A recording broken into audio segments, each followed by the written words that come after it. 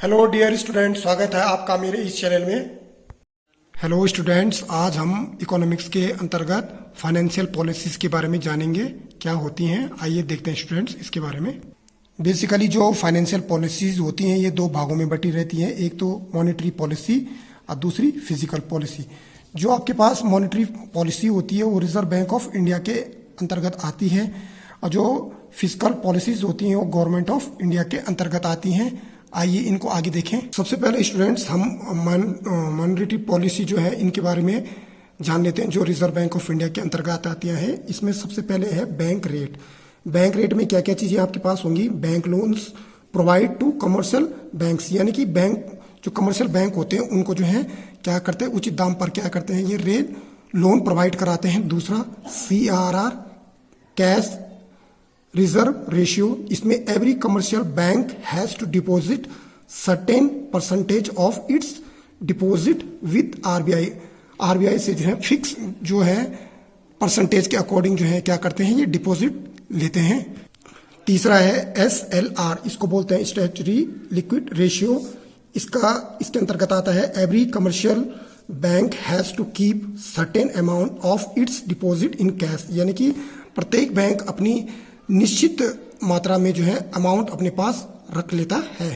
चौथा है repo rate. Repo rate में क्या है, इसके अंतर्गत क्या आता है, eight which commercial banks deposits it's surplus fund with RBI. ठीक है, आरबीआई से जो है सरप्लस फंड जो है डिपॉजिट करता है कौन, कमर्शियल बैंक्स। स्टूडेंट्स ये तो जो है मॉनेटरी पॉलिसीज के अंतर्गत यानी कि रिजर्व बैंक ऑफ इंडिया के अंतर्गत आने वाली जो कंडीशन थी वो आपको बताया है। अब हम देखते हैं फिजिकल पॉलिसीज के अंतर्गत जो गवर्नमेंट ऑफ इंडिया के अंतर्गत आता है। ये भी जो है बेसिकली दो भागों में बटा रहता है, सोर्सेज ऑफ रिवेन्यू और सोर्सेज ऑफ एक्सपेंडिचर। तो सोर्सेज ऑफ रिवेन्यू ये भी दो भागों में बटा हुआ है। नंबर एक, सबसे पहले हम ले लेते हैं लोन।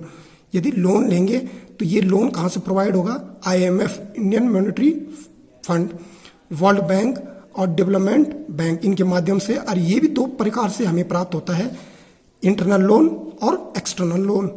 अब हम चलते हैं इसके दूसरे पार्ट में, सोर्सेस ऑफ रिवेन्यू। इसमें आपके पास ये तीन भागों में बटा हुआ रहता है। एक टैक्स जो डायरेक्ट टैक्स के रूप में होता है, दूसरा इनडायरेक्ट टैक्स और तीसरा नॉन टैक्स। तो चलो सबसे पहले डायरेक्ट टैक्स की बात करते हैं। इसके अंतर्गत क्या क्या चीजें आती है, इनकम टैक्स हो गया, कॉरपोरेशन टैक्स हो गया, वेल्थ टैक्स हो गया, प्रॉपर्टी टैक्स हो गया, गिफ्ट टैक्स हो गया, लैंड टैक्स हो गया, रेवेन्यू टैक्स। ये सारे आते हैं किसके अंतर्गत, डायरेक्ट टैक्स, यानी कि प्रत्यक्ष जो कर होता है उसके अंतर्गत आते हैं ये। दूसरा आपके पास जो इनडायरेक्ट टैक्स है, इसके अंतर्गत क्या क्या चीजें आती हैं, एक्साइज टैक्सेस, कस्टम टैक्सेस और सेल टैक्सेस इसके अंतर्गत आते हैं। तीसरा पार्ट है, ये तीसरा पार्ट भी दो भागों में बटा हुआ है। एक है income from public sector unit and developmental undertaking, एक तो ये हो गया। दूसरा है आपके पास income tax licences, quota permits fee, इसके रूप में ये आपके पास मिलते हैं कौन, ये दोनों चीजें आती हैं नॉन टैक्स के अंतर्गत। अब स्टूडेंट हमने ये बात की थी सोर्सेज ऑफ रिवेन्यूज, ये दो भागों में बटा था। फिर इसका जो दूसरा भाग था वो भी तीन भागों में बटा था। अब हमारे पास जो फिजिकल पॉलिसीज का दूसरा पार्ट है, सोर्सेज ऑफ एक्सपेंडिचर, इसको जान लेते हैं हम। ये भी स्टूडेंट्स दो भागों में बटा हुआ है। एक तो डेवलपमेंटल एक्सपेंडिचर, विकासात्मक जो खर्चे हैं उसमें आपके पास क्या हो गया, एजुकेशन हो गया, हेल्थ हो गया, इसके अतिरिक्त जैसे ये हॉस्पिटल वगैरह एक्सेट्रा, ये चीजें इसके अंतर्गत आती हैं। दूसरा है आपके पास non developmental expenditure, non developmental expenditure. अब ये नोट है कि वर्ल्ड बैंक जो है सिंगल बैंक नहीं है, ये IBRD और IDA बैंक दोनों का मर्ज से बन रखा है World Bank. In 1949 the first chairman of World Bank Bretton Wood conference, ये है आपके पास। उसके बाद the first chairman of the WTO 1995 is Peter Sutherland. अब स्टूडेंट्स हम जान लेते हैं टाइप्स ऑफ टैक्सेस।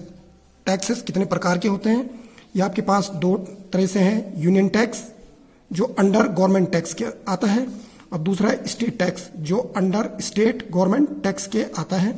तो यूनियन टैक्स के अंतर्गत आता है एक्साइज टैक्स, कस्टम ड्यूटीज जिसमें एक्सपोर्ट इंपोर्ट दोनों होते हैं, इनकम टैक्स और कॉरपोरेशन टैक्स, ये चीज होती हैं।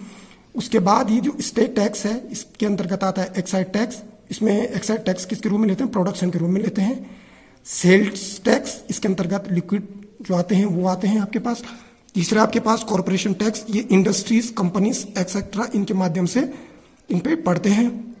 और चौथा है वेल्थ टैक्स, जिसमें जैसे आपके पास फोर फादर है, मनी लैंड, यानी कि आपके पास जो भी ये पैतृक संपत्ति है उससे संबंधित टैक्स, ये स्टेट टैक्स के रूप में आता है।